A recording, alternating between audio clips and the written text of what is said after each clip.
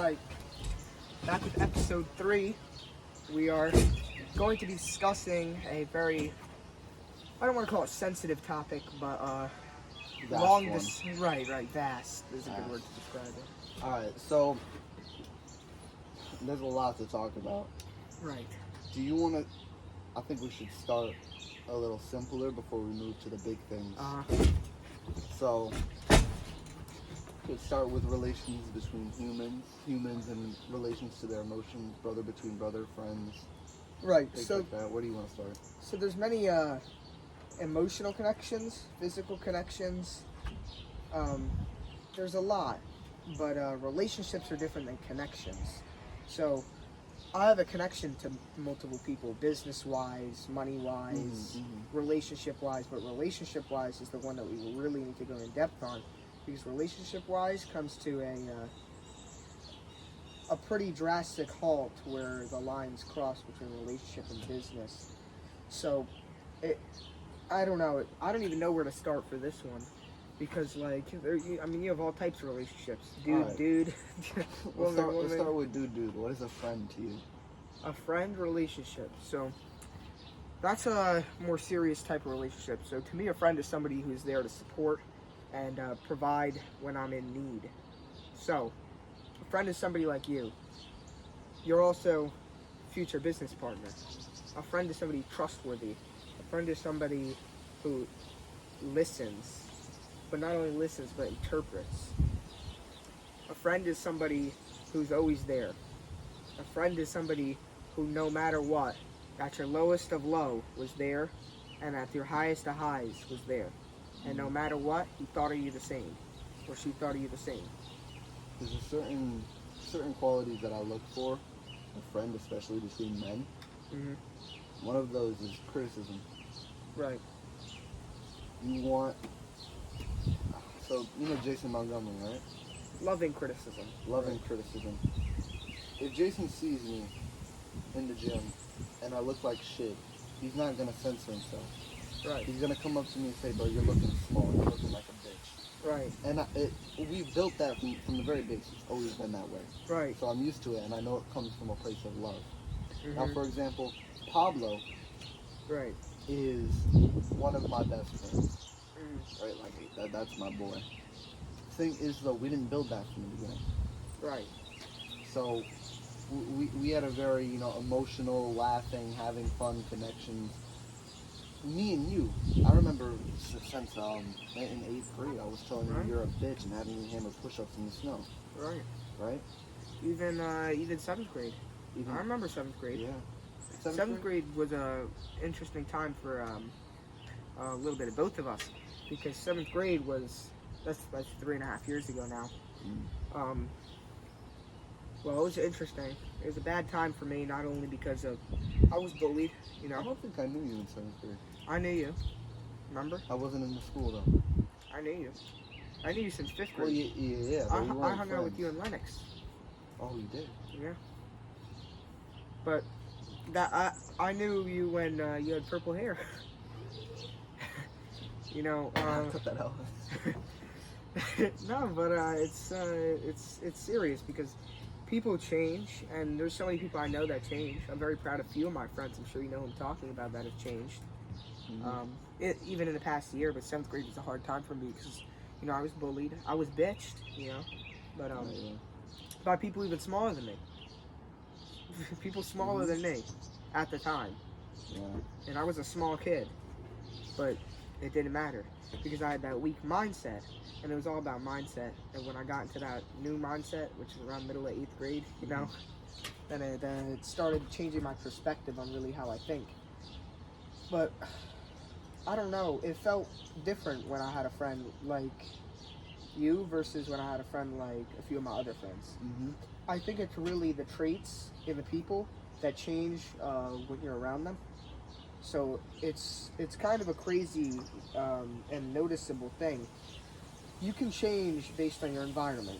You don't let your environment change you, however you kind of do, because your environment almost determines how you act. Because I can't say the things I say, intellectually speaking, or even on a normal level with one of my other friends. I can't have this talk. They don't understand this talk. Now, there's that's different compared to somebody like you that I can have the talk with. It's really different, and knowing your surroundings. So it's more of what are you looking for in a friend can apply to multiple different genres of people. I like having disagreements with friends because there's something to learn from on their side of the argument at all times. Yeah, that's something that I think is a misconception about that kind of ruins some relationships. People see arguing and debating as bad. Really, it's healthy as long as it doesn't dip into emotional conflict, and it stays the debating, the conflict or physical of ideas. conflict. Or physical. That's another big one. I mean, even in relationships in our school, there was a guy who beat the shit out of his girlfriend for what reason? I don't understand. Yeah, I think disagreeing with people you're in relationships with is very important. Being surrounded by people who you disagree with, it's great. It forces you to make your ideas airtight. Right? You're not surrounded by people, yes men, who confirm and give you confirmation bias. And the reason not to have yes men is because you wind up lowering your standards.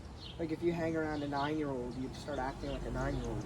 Yeah. You start lowering your standards, and that's why I'll never drop my standards for anyone Something else. that I've struggled with is my relationships, my reputation. Right? Because your reputation, I like to say, determines your authenticity. Right. Because... But reputation doesn't really matter in the eyes of weak people. Well, Because it doesn't people matter, but they give you a reputation. Right. It's not the way they see you, and you conform to that. But that's just a false believing that your reputation is everything. Even if you don't have a great reputation, you do good things, and people just don't like you, what can you do? You can't please everyone. What I'm talking about, I gotta think about how to explain this. It's a...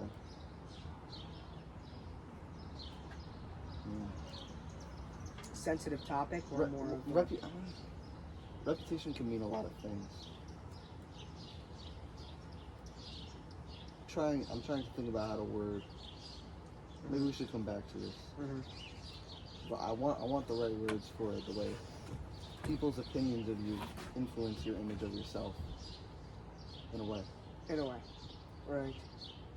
But it takes a lot of mental strength. So, like, for example, like I'll call my brother fat because that helps him get into the gym.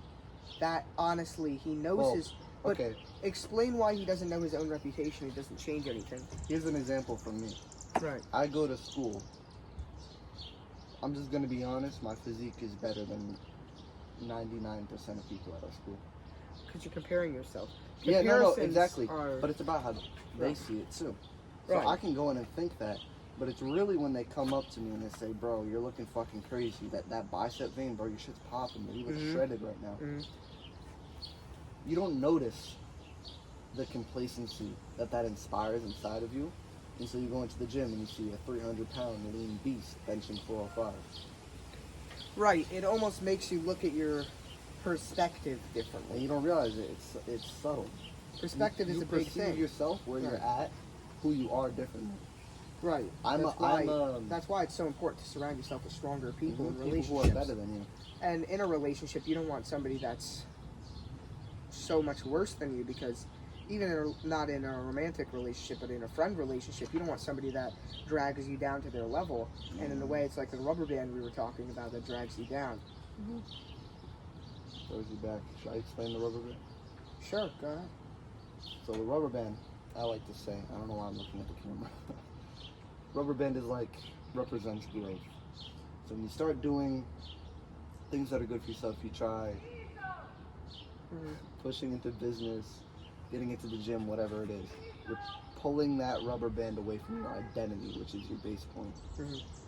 And you're pulling it. And then what happens in life is hard times. Hard times happen, and your identity is still here, but you're doing all these things, and it snaps back, because this is where your comfort is. Or it just snaps. And that's when most people break. that's what I was talking about, where you have to break people down and then build them back up. It doesn't matter how big you get, how strong you get, how much you do. Because If your you personality don't, and then being it snaps is still, back to the baseline of their identity. or you does it snap back, or the band breaks? No, that's what I'm saying. You need to break the brand, because if it keeps snapping back to the same point, you're still a video game nerd. You're still the fapper. You're still whatever. Or it's gonna stretch, and it'll able to get so far you lose your true self. Listen, you lose motivation. It's gonna snap back, right? Only way to change where it snaps back to is by changing your identity, by breaking the band, right, and getting a new one. So for me, the worst I will ever be, at my worst, I'm still going to the gym, I'm still meditating, I'm still reading books. Those things don't take effort from me. They're part of my identity. They have been for the past 3 fucking years. Right. You kind of have to create your own image, and going back to But other people can fuck that up. Right. But create your own image means paint your own painting how you want it to look like. And that painting is yourself. If I wanted to go get a job right now, I could. If I wanted to go do something like go out and bike, I could. There's some things I can't do though. That is the rubber band. The rubber band is the things that are stopping you in life. And if you have a friend that is adding on to the rubber band, that is in the rubber band, he will stop you, or she will stop you from doing the things that you truly want to achieve. And that's why you have to pick friends wisely. That's why they keep your enemies close, but your friends closer. Your friends know more about you. Your friends can bring you down when your enemies can. Your friends should be there to help, not hurt. Now, I know people who have friends that hurt. You have more to fear from a friend than you do from an enemy. Right. I had a friend. I've had many friends backstab.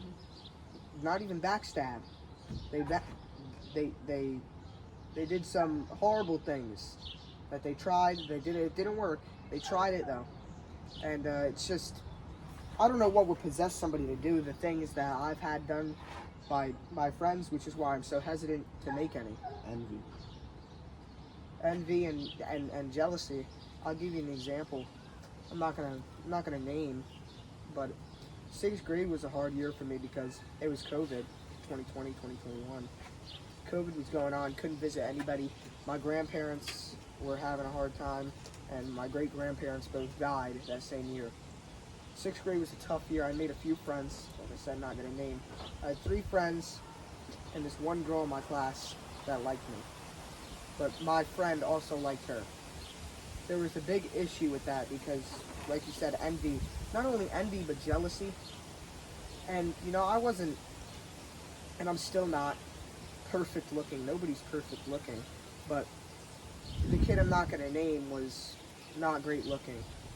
But there was a sense of almost jealousy and anger towards me that didn't show it until it came down to big decisions I made that affected my money, my life, reputation, that this kid tried to bring down every single one of those stats. And to a point it worked, but to a point I'm better. He kind of broke me down and learned to not be mysterious, but, keep to myself what was not needed to share. So there is a sense of secrecy that helps in life. So. Well, I feel like from reading Seneca, I've been reading Letters from a Stoic recently. He would argue the opposite. He would argue, and I'm not sure exactly how much I agree with this, but that a friend, I think what you're talking about is false friends, because he would say that a friend is someone who you act the same around as you act around yourself.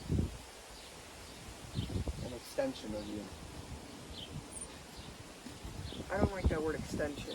That means it's the same. However, I do believe you should be truly open at all times to your friend and be comfortable with the outcome. Hiding nothing.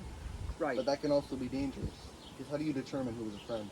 Right, that could be dangerous. That's why there's hesitation now from most people I know. I've had friends that go back on them, which is why friends are unnecessary. Partners are necessary. That's why, and this happens for many people, but there's you get acquaintances and jobs and opportunities becoming somebody's partner. Even in older times like 1900s, it was very common to become somebody's partner in work, and not only in work, but sometimes they'd even start a business together, live together, create a band. Bands were a big group together of people. There's still bands today, but that's a brotherhood. That's not. At that point, you switch from being friends to being not blood brothers. Like, there's a danger in starting business with a friend too. there's a danger, but there's Emotions also can a get involved. right. That's why you need a competent friend.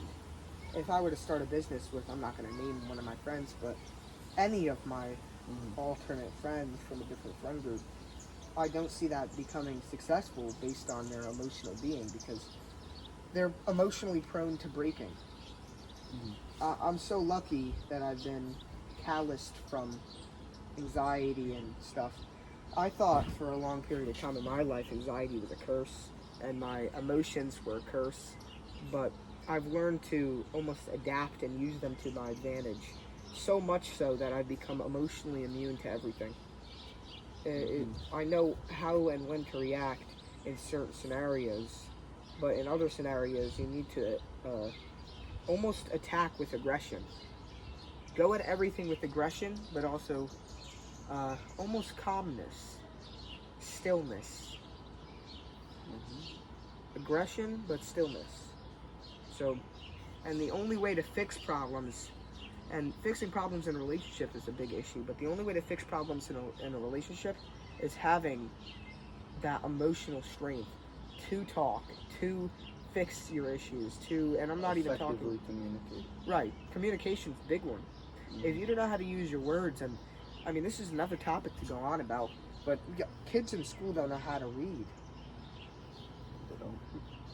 My teacher called on kids, please read this sentence. They don't know how to say words. It is ridiculous. How do you effectively communicate? And I know there's people in that class who have like 10, 11 boyfriends. No wonder. I'm sorry, what? Yeah. What are you talking about? There's people in that class who had like 10 class relationships. People in our school. Once? No. Past relationships. Oh, okay. No. Oh, yeah. No, and no wonder they fail. And I hear people talking, oh, well, we broke up again and again and again, but we're getting back together. They failed the first time because of bad communication. Now you still can't communicate. Why do you think they would work again? Communication is one of the biggest things. If you have great communication and you know how to talk and explain issues and fix everything and give a perfect... Do you know what your attachment style is? Right. Give a perfect image of yourself. You should always be perfect when you're around... Do you know what your attachment style is? No. You don't? No. You want to figure it out? No. You need to if you want to effectively communicate. Because I could be an effective communicator to everyone. So there's no attachment style. Yeah, but you need to understand yourself if you want to communicate yourself. I fully understand myself. It's not much So as what's that. your attachment style? I don't know. I don't know. You should figure But it out. I don't need one. That's what I'm saying. It's just, I'm immune. It's almost like, if you were to come to me with some awful news, or something like that, I'm immune to where I would not show emotion unless I was allowed to. You need to understand that But that's not communication. But there's a way That to not builds show resentment. emotion or communication. Showing emotion is a form of communication. If I told you to you not need to talk, show emotion to communicate. right?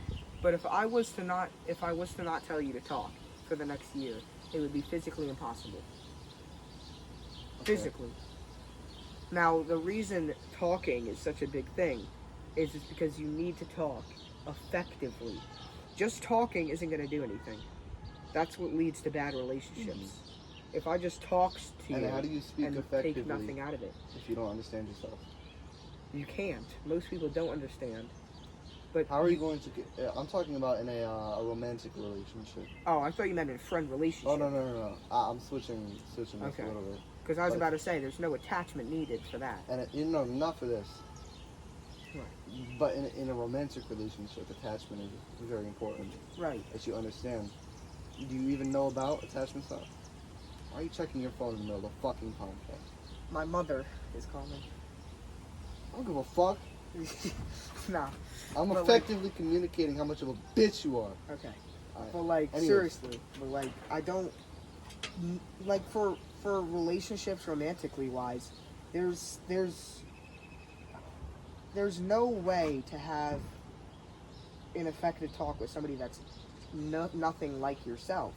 That's why you need to pick your partners well. And I think you learned after last year to pick your partners well. Standards. There's got to be a baseline. Gotta be. It's not something to worry about. Realistically, you first focus on yourself. If you're looking for a woman, they'll come eventually. Get your money up, get your physique up, get yourself to the highest standard you can hold yourself to. Of course. And then from there, the highest standard women will also come. I still want to talk about attachment styles. What's your attachment style? I have an anxious attachment style. Actually disorganized. It Disorganized. has to do with the love that your parents gave you as a child. So what kind of love did you receive as a child? None. None? So you likely have an avoiding attachment style. Either none and that or- shows in the way you were speaking about or through money. being emotionally turned off. Right? So that might communicate to your love language and your attachment style. You were talking about your callousness with emotion. Right.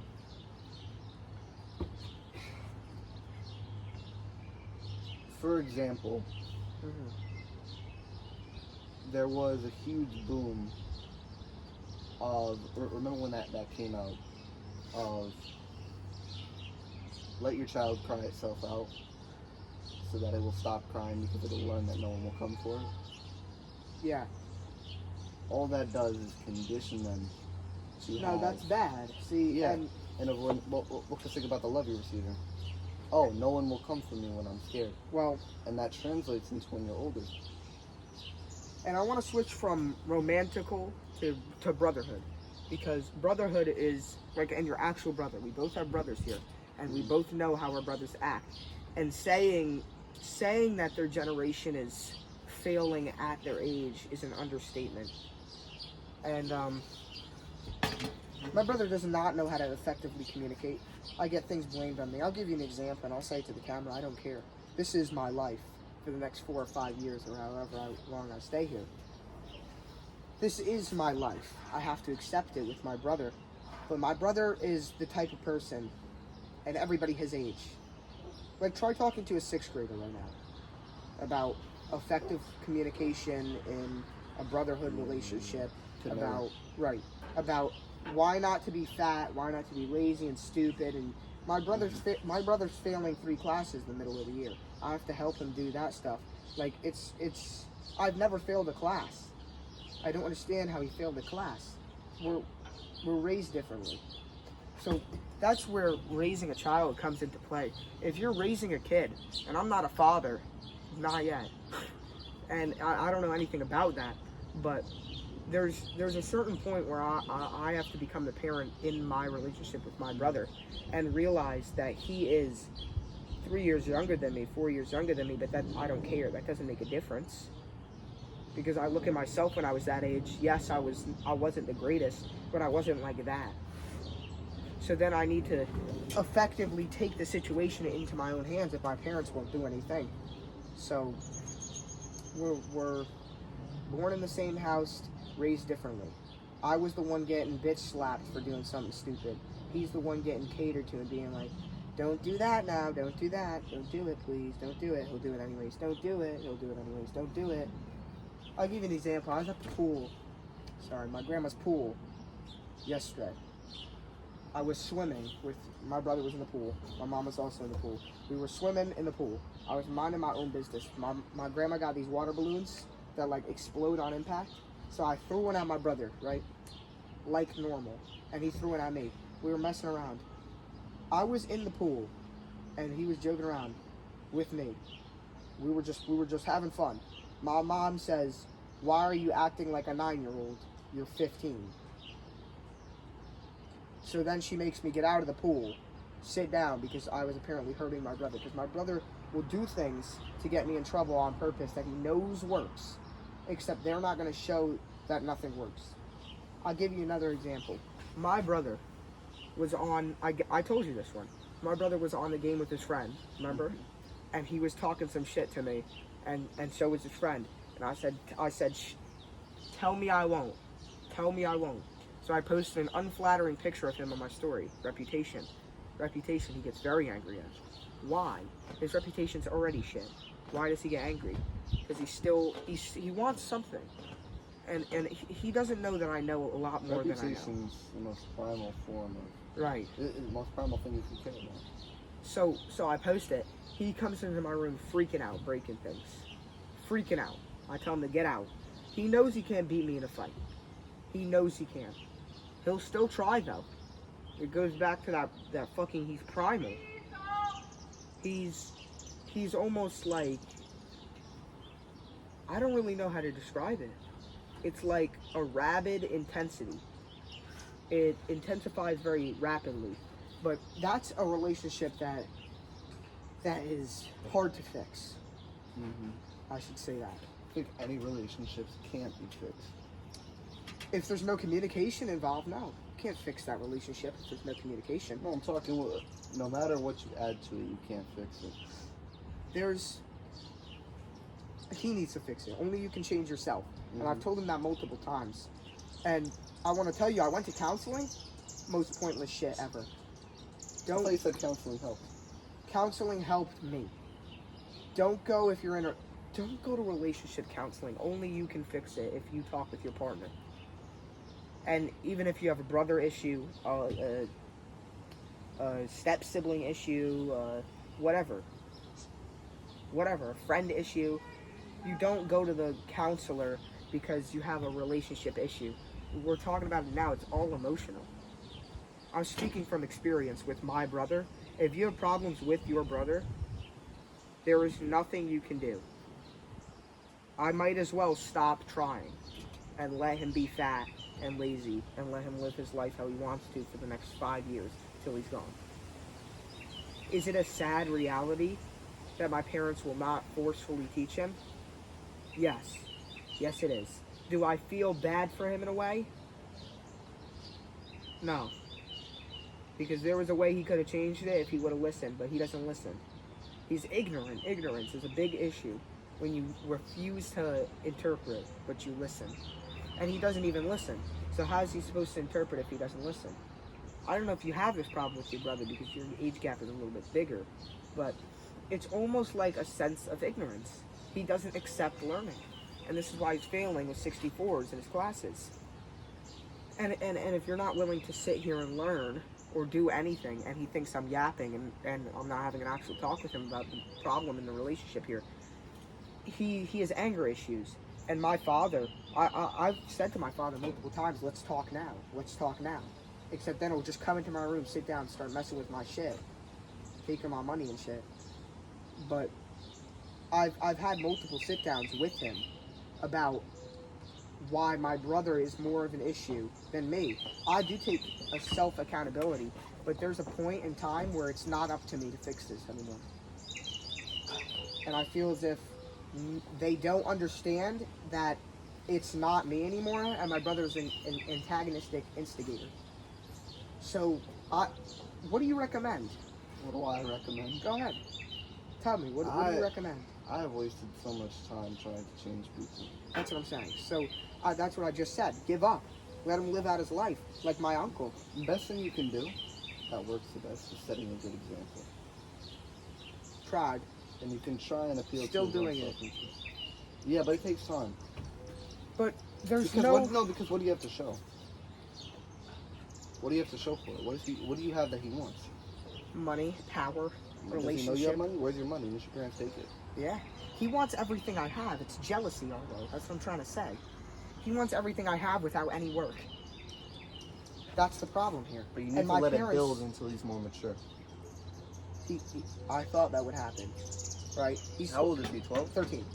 13? Jesus fucking Christ. What a pussy. That's what I'm saying. Um, I was 13 2 years ago. That was 7th grade. Was I a bitch in 7th grade? Yeah. But was I making money? Yes. Was I on Fortnite? No. I was on Pokemon Go. But there's a fine line between pushing standards and just doing nothing. And I'll go up to my parents and I'll start having a reasonable explanation. They start, oh no. You ever notice when you start? I don't know if you have arguments with your parents, but it's because we're younger. I start winning an argument in multiple ways, like, and they have the power to say, okay, but you own nothing. Now they're right. Now I own nothing. They don't want you to be smarter than them. They also want me weak, because now I own nothing. And then my dad will say to me, you own nothing. You own nothing. This is my house. You live here for free. But he's right in a way. He's right, and then that dismantles my entire point. Whatever intellectual thing I just said before, it doesn't fucking matter because you can undo the conversation just by saying I live in your house and I'm speaking in your house.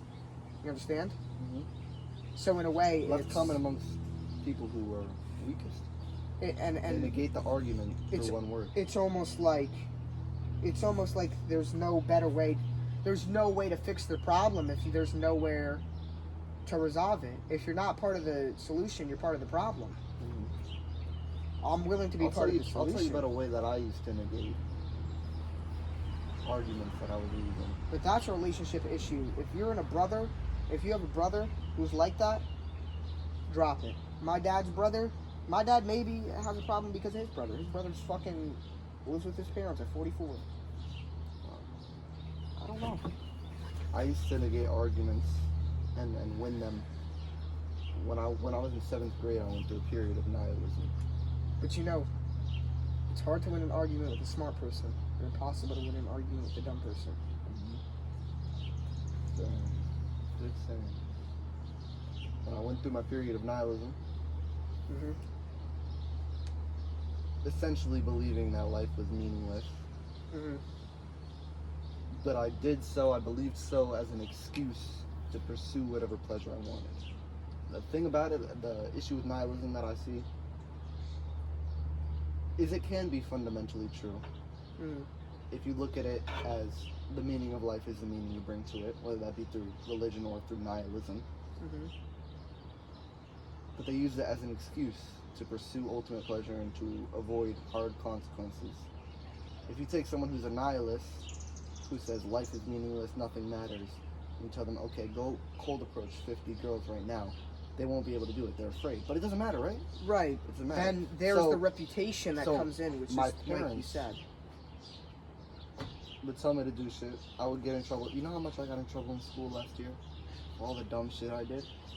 I would get in trouble with them. They would yell at me. Because you didn't think it mattered. I didn't think it mattered. And when they came up to me, everything they said, I would say, but why does it matter? But why does it matter? It doesn't. Well, but they can't answer that, right? That's true. It doesn't. Right. That's what my brother pulls, and that's what my father pulls. Right. Right. So but everybody does that. That doesn't mean that you're right, though. Right. There's no.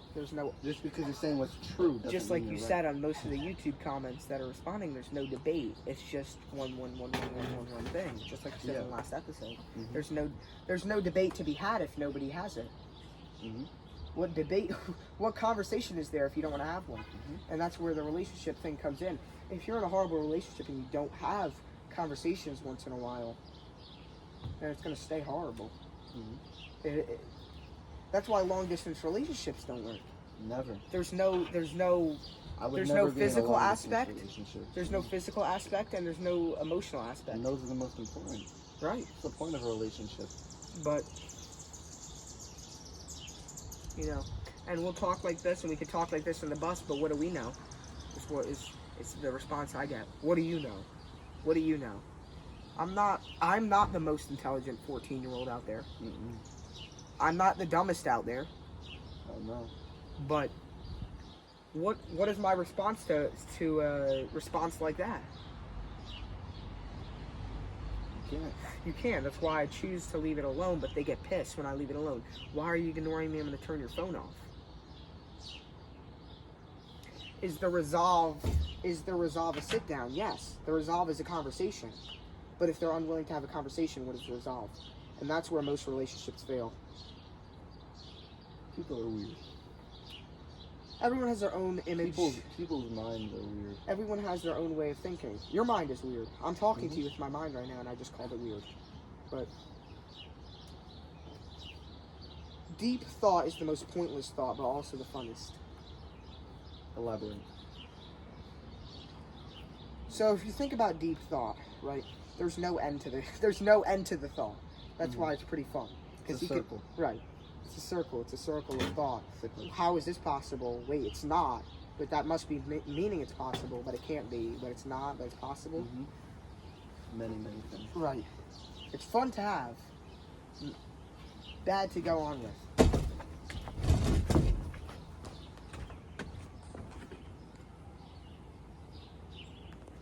We're gonna cut this part out. I can't stop it. Hold on. My mom is calling. We'll cut it out. Oh, what the fuck? Why can't we stop it? Can you go see? I don't think it's the red button. We're gonna have to cut it. Don't even worry about it. We're gonna cut it out. Yep, I think so. Yep. So what we were saying, relationships, the problem is the conversations don't happen because... You know, this topic of relationships itself is a circle. Right. You know we're never going to come to a grand conclusion with this. Because there is no grand conclusion. If there was, I would know about what it. is your perfect person for you? You like boys, person. right? What the fuck? You like boys? Yeah, shut up. No. Yeah. Like, no, but like seriously. I like women. But like, what is your standard? What is your perfect person? I know it's not going to be achievable, but what are you looking for? What am I looking for?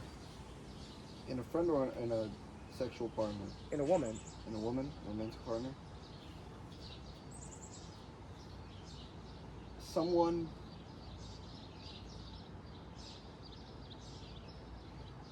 who can talk like this. A parallel. Because the thing is, I don't want her to be exactly the same as me. Right. I want to have disagreements with them.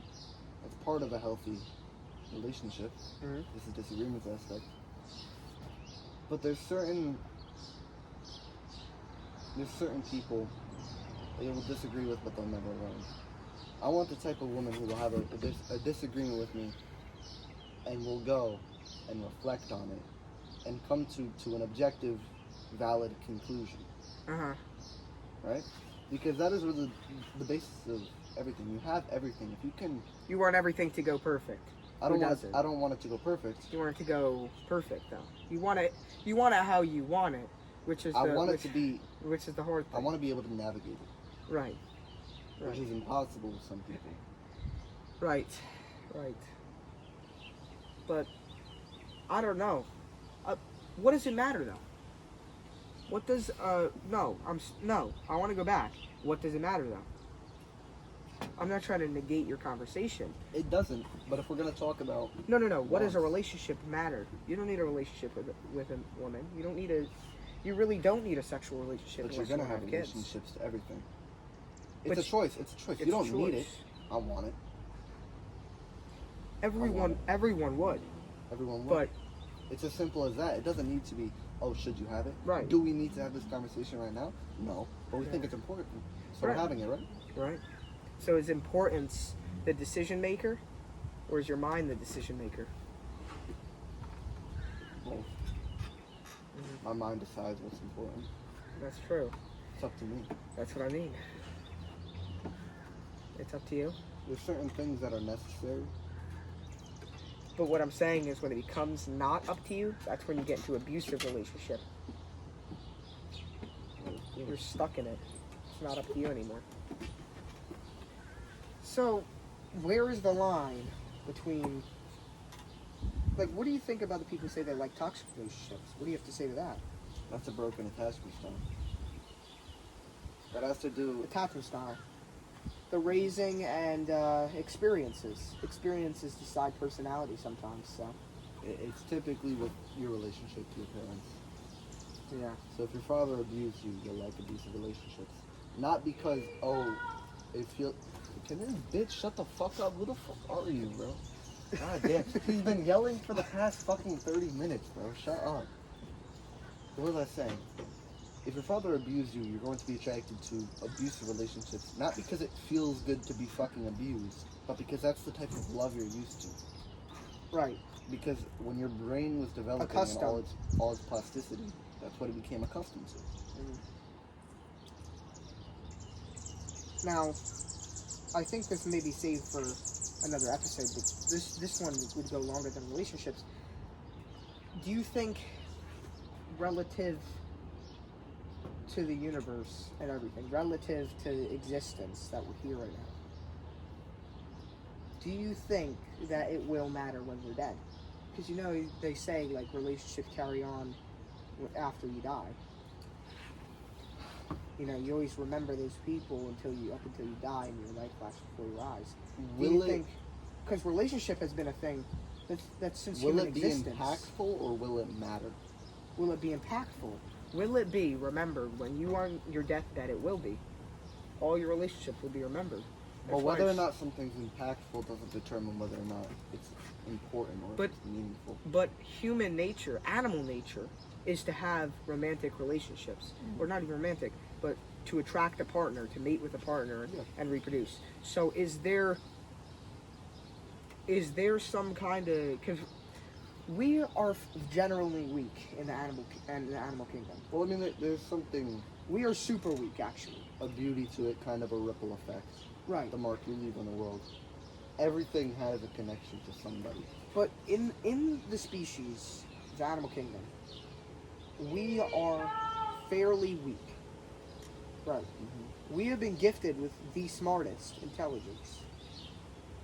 Why do you think we were gifted with the smartest intelligence, yet we still argue over stupid shit? Well, I don't see dolphins arguing. Not for nothing. I think we've been given the gift of ignorance. Because when you're intelligent... Well, okay. You want to talk about relationships, you have to mention the Tao Yin and Yang. You can't have intelligence without stupidity. Right. But the thing here...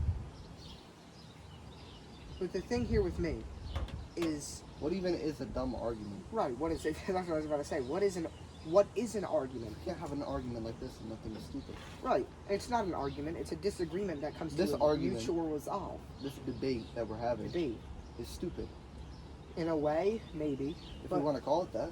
But we could call it whatever we want. Exactly. That's why I think next episode I was going to say we could have a debate of life after death and possibilities after death. Because if we're the smartest animal organism and we've just been put here to reproduce and do that, and after death, there's, even to the beginning of time, there's been romantic relationships in death. So do you think death carries that over? We don't know. I mean, that's probably for a later discussion, but I couldn't really tell you. I think next time we'll have to talk about... I think that intelligence, though, right, can sometimes be a barrier that gets in the way of your relationship to the world around you. Because you think you know everything. Mm-hmm. Even in my relationships with my family. And I'm talking about like primal things like language, communication, abstract thinking. I mean, we could talk about that. People don't understand basic language. One kid asked me what does elaborate mean. Yeah. But it gets in the way. Right. Right? I say this in probably every fucking episode. But grammar does limit things. Language does. Language is limited. Things. Yeah. Language is limited. So, when you look at an animal that's contented with nothing more than food, water, and sleep. You ever put an ant in the microwave? No. We'll come back to that. No, okay. Yeah. And they're contented with, they play sometimes, whatever. We really don't need any more than that. The bare minimum is food and water. Food, water, shelter. Food, water, shelter. That's all we need. We complicate it. Mm-hmm. Do you think that makes... To increase our lifestyle. Mm-hmm. Well... So every animal tries that, though. I think we've been gifted with intelligence, and we've been gifted with the top of the food chain. Do you want to I know think I why? mentioned this to you before. Because the intelligence leads us to the top of the food chain. Exactly. Right. I think I mentioned this to you before, though. There's this movie, Vivarium, and in it, I told the story to you, but I'm telling you. Right.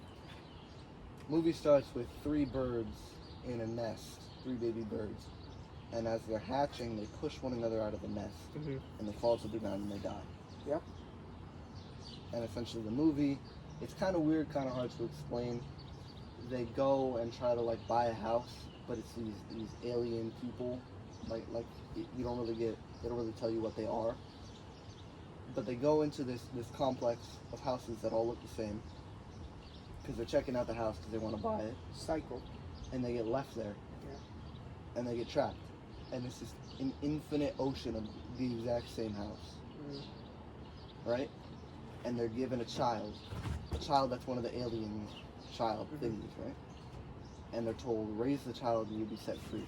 And they raise it, they die, and then the cycle repeats. The child takes the place of the alien guy who sold them the house. Right. And what it was kind of saying. And that's our life. In the place. That's our life. In the house, there's no taste to any of the food. Everything is exactly the same and bland. It's the same when everything meal is parallel, it becomes bland. But listen, I think what the movie was saying is, what is all of this extra shit that we add to our lives? These conversations that we think are important. All of our fancy food, my nice water bottle that I want to look so pretty, so I bought it in this color. What does all of that change? Does that make existing life? I think it's more explaining the cyclic pattern of life. I think it's more explaining the cycle. It's in everyone's life. Look at your parents, my parents. But if you look at all the shit that we add to the cycle, what does it all mean if we don't need it? It's a distraction. Exactly. From reality. What is reality? I think, like I said, next time we have to debate and talk about, like, what do you think happens after death? And not only that, but what do you think the true reality is? Like, you ever wake up one day and then be like, have that one eye-opening moment, like, this is all real? I can go touch that tree right now. Touch is the most important thing. I'll have that just walking around, man. Right, it's just... Oh my God, Ronnie, the camera cut out. What the fuck? Activate the clonatron. Punch in the device.